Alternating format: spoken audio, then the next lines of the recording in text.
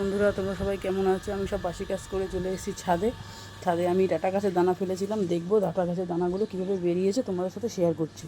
জানো, দেখো তোমরা,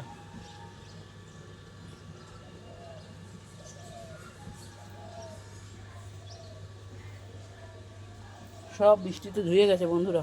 ডাঁটা গাছের একটাও ডাঁটা বেরোবে না মনে হচ্ছে, সব ধুয়ে গেছে। দেখো বগেনভিলিয়া গাছে ফুল এসছে।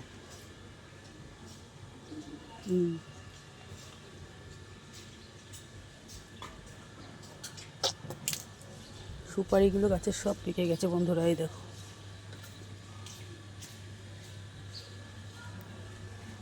ছাদের অবস্থা খুব খারাপ, লেবুগুলো পড়ে যাবে গাছ থেকে, এই দেখো।